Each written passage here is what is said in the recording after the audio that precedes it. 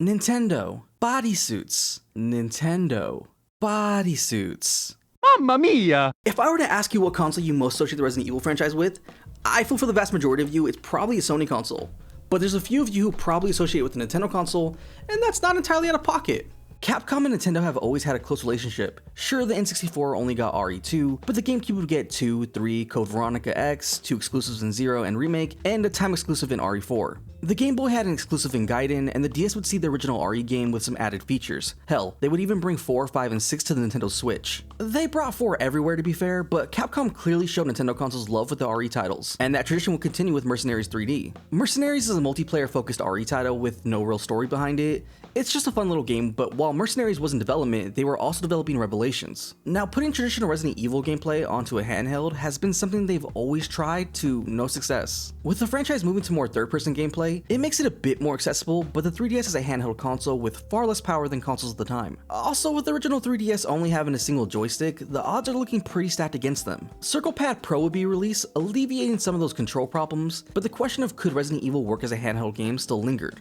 This is important context because Revelations wouldn't stay a handheld game for long, and would be ported over as is to home consoles. There were some graphical upgrades and slight control tweaks, but it was still the same game at the end of the day. So, do you look through it through the lens of this is a handheld game but HD, or ignore the handheld aspect and judge the game as is? Because what works on handheld sometimes doesn't translate all that well to home consoles, at least not without some drastic changes. Before I jump into the actual game, I do have to clarify some things on my end. When recording for this video, my settings weren't all that great, meaning my first playthrough was in some pretty harsh quality. I did end up replaying the game to grab better footage, so there'll be a mix between the two. Sorry to your eyes in advance. The story of Revelations is split across 12 different episodes, and each episode itself taking anywhere from 20 to maybe 40-ish minutes to complete. You have a title card for each episode, as well as a recap when starting the next one. This is clearly designed with handheld in mind, with handheld gaming being more focused on smaller sessions, but who really ever did that? Gameplay is what you expect by now, same over-the-shoulder view, but some things are streamlined, like healing having its own dedicated button and there only being one type of healing item, as well as your map always being in view and even putting a mark where to go next. Getting rid of a lot of need for the menus, focusing more on just playing the game, which is a plus, allowing you to get immersed into the atmosphere, and it's a strong setting.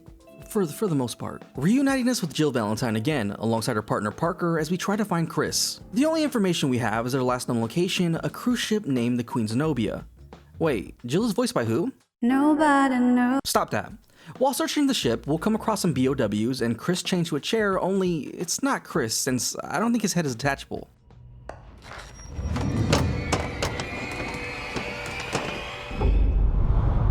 To truly understand what's going on, we need to go back a year. Terra Grigia was built after 11 years, a city built fully on solar power. A group known as Veltro opposed the building of the city and launched an attack with bioweapons. Due to the city being overwhelmed, a man named Morgan Lansdale decided to nuke the city to save it, kind of like what happened to Raccoon City. After the incident, Morgan declared Veltro to be taken care of and completely disbanded. Fast forward to present day, and it seems like Veltro is still around. It's time you learned the truth, Miss Valentine.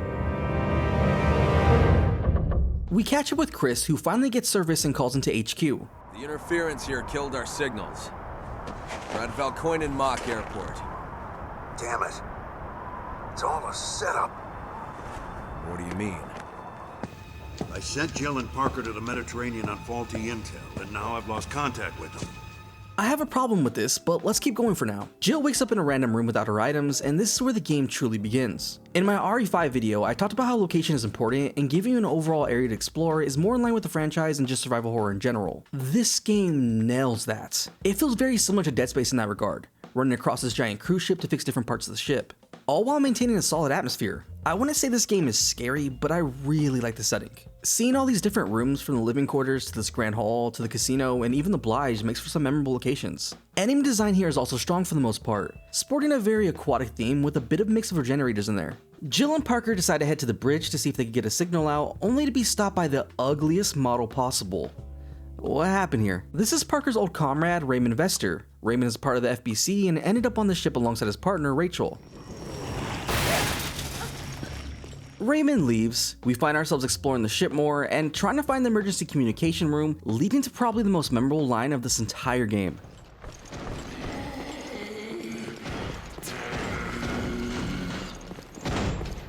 Mayday, mayday. I've always praised Capcom for the body horror in the Resident Evil games, but I do think they let me down here a bit. Design-wise, this is great, drawing a strong resemblance to something out of The Thing, but I would have enjoyed seeing the transformation. A lot of the transformations in the game are covered by red water or done off screen. The fight itself was no joke the first time around, costing me a lot of my ammo and healing supplies, made even worse by the fact this guy has an insta-kill grab.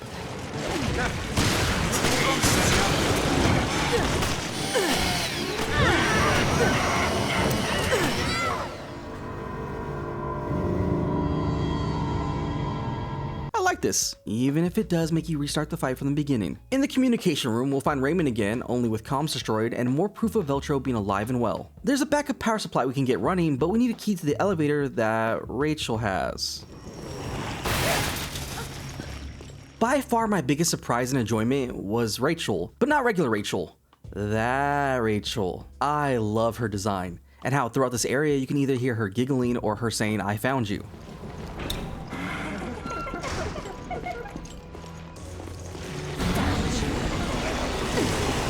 It's so good. Putting Rachel down will give us access to below, but I don't think she's going to be down for too long.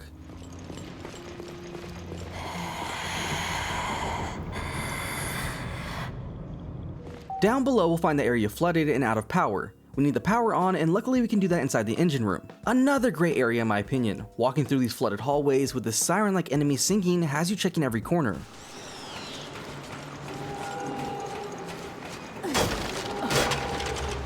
Putting the power on is no simple task though, having us navigate up and down these hallways, finding cogs, and eventually the key, only to be flooded with water inside the engine room. While the room fills and we start to drown, Chris has finally made his way to us with the help of Quint and Keith finding the location of the boat via USB. Chris and his partner Jessica, who, can we just take a minute and look at her outfit? That seems incredibly impractical for the job. Chris and Jessica find their way to the engine room, only Jill and Parker are nowhere to be seen.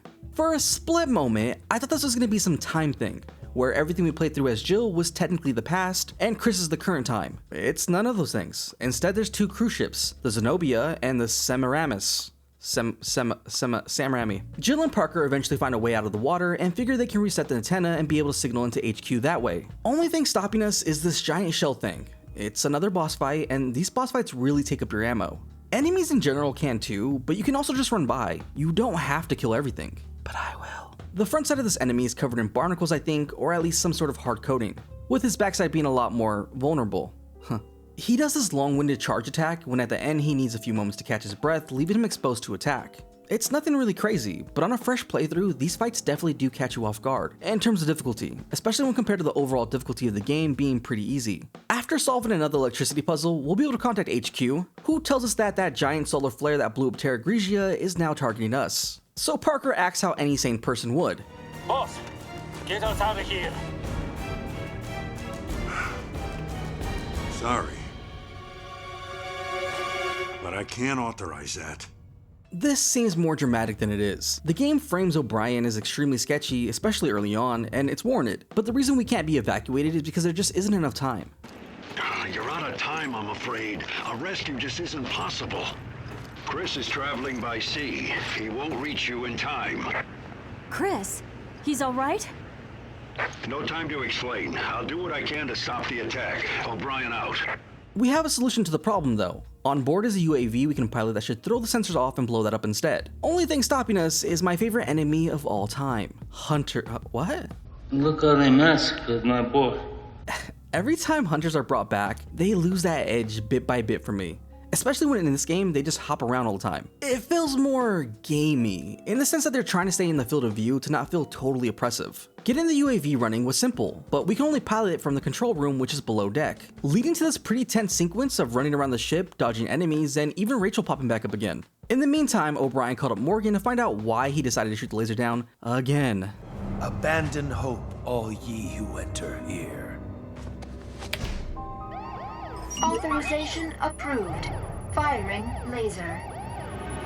While we do avoid being killed by some sun rays, we have another problem in this giant wave, and the ship probably being capsized. I'm such a sucker for when games do this, making you backtrack through areas, but with a twist now.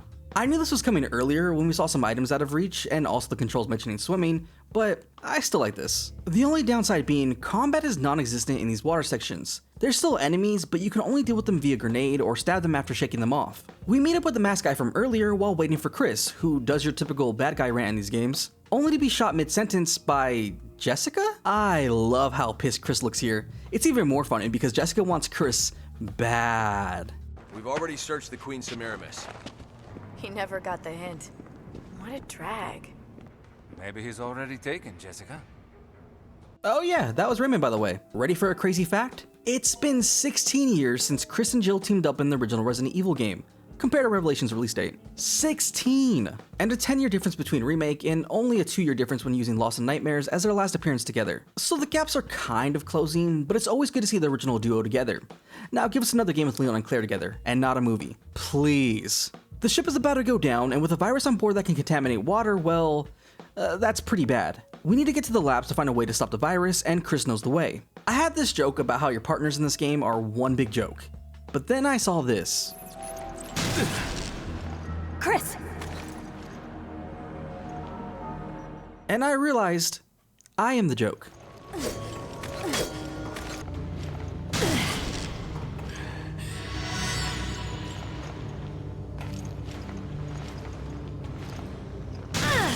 I had zero clue you can use the Genesis to see the lasers. Wow. The lab section is pretty short, but it does introduce probably my second favorite enemy in this game.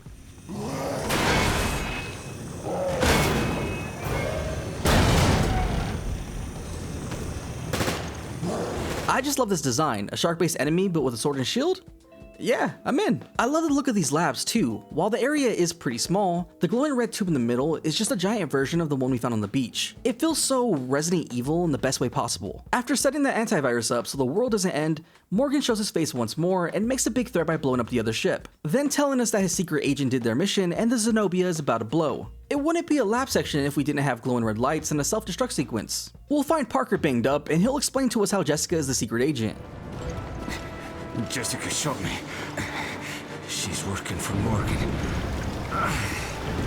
I don't mind this section. Sure, it's a bit slow walking Parker around and only able to use your pistol, but I like Parker and I would be upset if he died.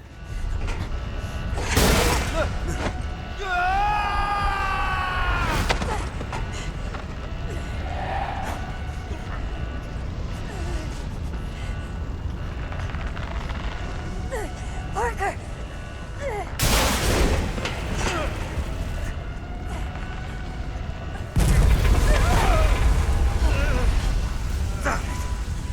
Just not my night.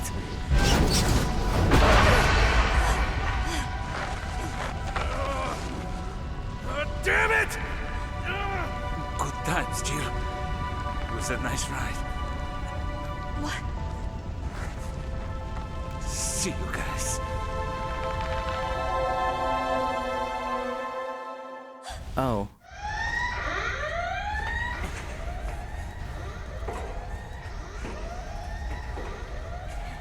Oh. I don't have a problem with characters not dying, I don't care. But I do get bothered by fake out deaths, unless it's done extremely well. Okay, so labs, check, self-destruct, check, fake out death, check. All we're missing is a timer. There we go. We need to get to the front deck for our helicopter ride, and when I found out who was flying, I literally pointed at the screen. This is Patrick. Crook here at your service. There's two similar sections involving rushing through the side deck, the one earlier and the one here. Except the ship is sinking like the Titanic and we're running at an angle. Something about Jill's model here just feels wrong with the way she's walking up. Also the stupid debris. I hate debris. Why does it feel like I'm back at the sealed grounds? Anyways, this big blob thing is blocking our way out. We deal with the tentacles in the most Resident Evil way possible. Some good old-fashioned rocket launchers. But if rocket launchers aren't your thing, may I interest you in some airborne minigun action? Doing the same thing down below, but just a lot faster. And to top this 5-course meal, another rocket launcher.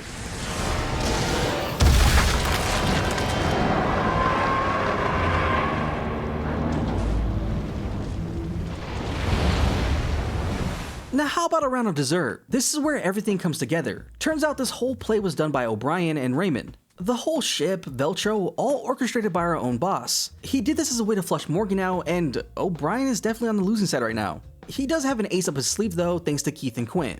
They were able to extract some data before being blown up, and found out there weren't just 2 ships, there were 3. The last being the Queen Dido. There's no L there.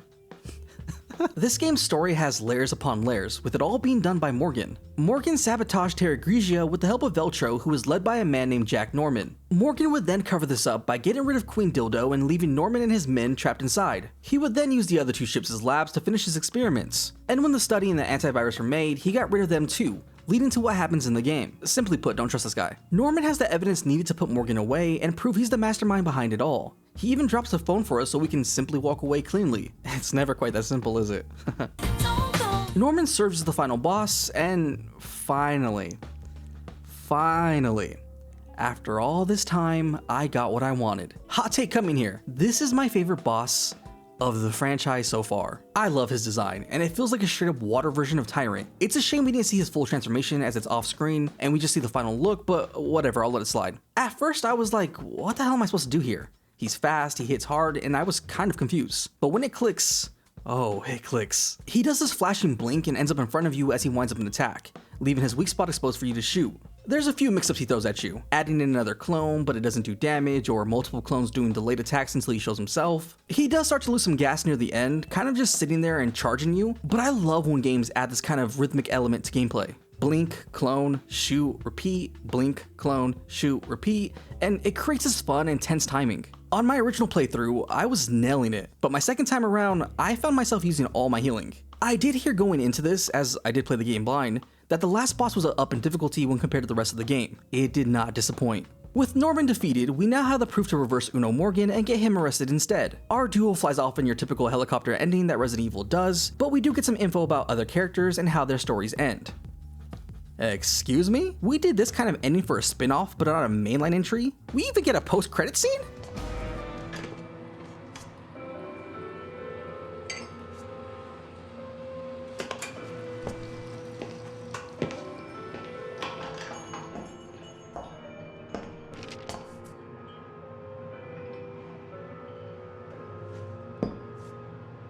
Almost too easy, wasn't it? The company let them take Morgan out with the trash. Tough world. You filed a report on this. By the way, why save Parker? I have my reasons. The BSAA isn't as useless as I thought. Things could really heat up. Indeed. The fun's just getting started.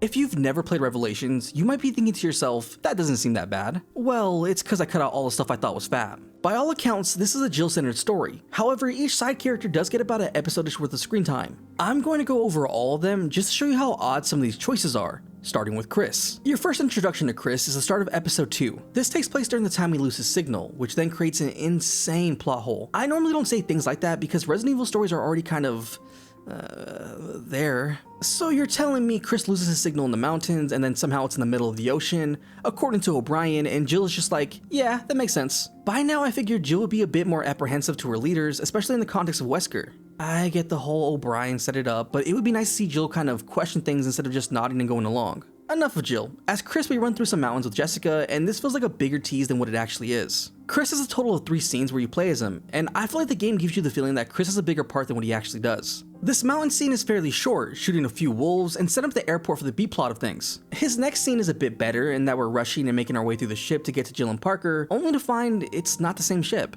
Overall, this isn't a bad twist, and the sense of urgency is there, but it still could have been a cutscene. The last section is just padding gameplay. Again, making our way to Jill and Parker, only this time shooting down tentacles in an on-rail section. It's not offendedly bad, but it just doesn't really add much. Next, we get to play as Parker, twice during the Terra Grigia crisis and once on the ship. The Terra Grigia sections are more interesting by far, but they run into the problem of being extremely similar to each other. The first time around, you defend the entrance, go through some offices, and eventually escape. The second time around, you go through some offices, defend the entrance, and end up in the location of the first scene. That's right, the second time takes place before the first time with Parker. It's supposed to give more context to Morgan and show Raymond and Parker's relationship, as Parker saved Raymond around this time. Oh yeah, Raymond's alive by the way. I realized I never said anything about that. Oops. But guess what? That interesting stuff about Morgan and introducing Norman? Yeah, that's a cutscene. Besides this cutscene, this could have easily been moved to the first time you play as Parker, especially in the context of Parker's ship scene. When you play as Parker here, you're literally just running to the bridge. This is when Jessica is shown to be the mole and Raymond alive. It would add so much context to why Parker is so hesitant here. He wants to trust Raymond as Parker saved him way back when, but also hesitant because Jessica is his partner. It would still establish what the first scene as Parker does, which sets up Jessica as someone he trusts and surviving the events of Terra Grigia with. You know, trauma twinsies. Instead, Raymond saving Parker is played as a little callback to when Parker saved him, like 10 minutes ago. So while Parker overall has the more interesting bits, they're still not all that good. Again, these sections aren't bad and they don't feel like a total waste of time, they're just far less interesting than what's happening with Jill and could have easily been cutscenes. Quint and Keith, on the other hand, are terrible. I don't know how to stress how pointless their first scene is. Remember that airport Chris found? He was originally supposed to check it out, but due to his connection with Jill, he would rather go save her. So instead, these two get sent to explore the base. You walk in, find a screwdriver, watch a tease of a new enemy, and pick up an item. That is literally the only thing they do when you play this part. The only thing they do. I know I've been saying this a lot, but they could have easily established this all in a single cutscene. Start with them walking in, watch the feed, pick up the item, and hell, you know what, if you really want us to play as them, then just make the second scene the first scene, because in the second scene, you actually do something. We run back through the crash plane that Chris and Jessica also ran through, except we need to get to the computer. There's some invisible hunters stopping us from doing things easily, but eventually we do. Then Quinn starts noticing things being a bit off, and you're telling me this random guy here who has never been in a Resident Evil title is questioning his superior. But Jill isn't when Jill would make more sense and have reason to. I don't like you. The last scene is just killing wave after wave of enemies while Quint extracts some files, and this is fun at least. They also do another fake out death, with these two blowing up but surviving at the end. That's 3 in one game. Raymond, Parker, and these two. Now looking at these sections a bit more nicer, we could say it's because of budget, right? A lot of these sections reuse a lot of assets. The first section with Chris is basically reused for all of Quint and Keith, the Terra Grigia parts are used twice, and the boat sections are lifted from the Jill sections. There's also a bigger focus on action with these scenes, as opposed to the more slower pace of Jill's, trying to possibly find a balance for those who like the RE5 style of things more, something they'll do even more of in the future. But none of that takes away how unimportant all these scenes feel. Chris feels like he should be the other main playable character, but he's sidelined. Admittedly, I'm a bigger fan of Jill than I am Chris, but it still feels weird to only play as him in small doses. I think another factor that hurts these scenes is your weapons. While during your first time when you first switch to Chris, he has way more weapons than Jill does. After playing more though, your weapons with Jill will be much stronger due to the upgrade system, while the secondary characters feel like they have base weapons. I know I skipped over the upgrade system during the plot part, but I'll go over that now. I love this. It feels way more rewarding than just picking up gold and maxing out your weapon. Here you have to actually find the part, and the good stuff doesn't come until later. Scattered around the boat are these green boxes that allow you to add custom parts to your gun, and switch out your weapons. Almost like a mini item box. Certain guns have more spots for upgrades, and you don't get a lot of weapon choice until later into the game. Your starting gear is mostly a pistol, a machine gun, shotgun, and rifle, if you can find it. I didn't until my second playthrough. Okay, look, I thought it was in one of those locked vaults, and was very surprised when it wasn't. The game has a very nice power skill to it, where in the beginning, enemies can take some bullets, but by the end, you're mowing things down. It's a gradual increase from the horror to action, very similar to RE4. There's also a nice flow between bosses, with the first showing at a very appropriate time, and so on and so on. I haven't checked out Inferno mode, but from what I hear, it's pretty tough. Switching up key item locations and enemy locations for a bit of a fresh playthrough. I don't know, maybe I'll do a video on the hardest Resident Evil games in the future. That sounds... why'd I say that? That sounds rough. There's a game mode here that really took a hold of people called Raid Mode. It's almost like Mercenaries, but with more RPG elements and less focus on a timer. There's a level-based system and each character has their own specialties, like Jill with handguns and machine guns. You can buy weapons with the battle points you get from both the mode itself and the campaign, buying weapon upgrades and cases. You can still find custom parts in the level too, with each level also having its own path and goal you need to get to. Enemies are remixed as well. They're still the same enemies from the campaign, but sometimes they might be bigger or smaller or have more health, etc. From what I've gathered, everyone loves this mode, especially in the sequel, but when they ported Revelations from the 3DS, they made things a bit more grindier it seems. I didn't play around with this for too long, but I can see how this can be fun with a co-op partner. Why did you guys release Resistance again, instead of something like this or Mercenaries? Revelations is a weird game.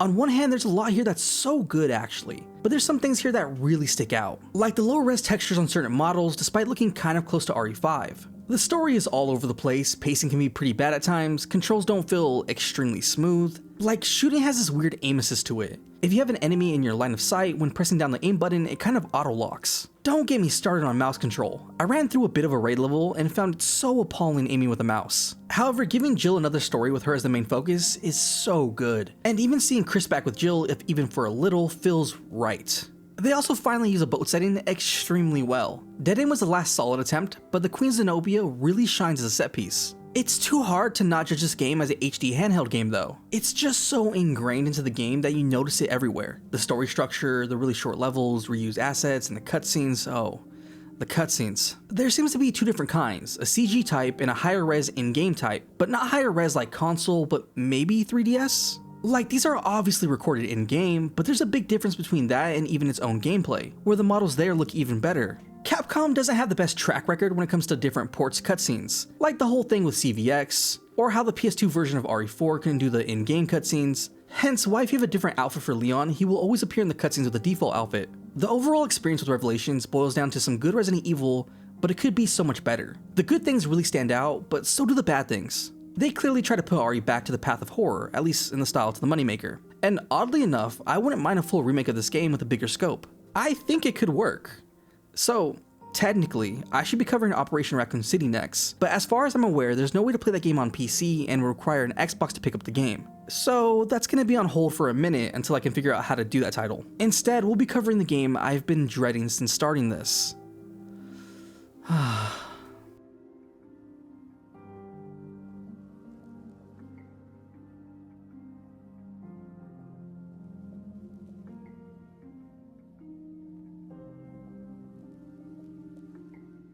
Let me sing to you, Parker. Nobody knows who I really am. I never felt this empty before. And if I ever need someone to come along, who's gonna comfort me and keep me strong?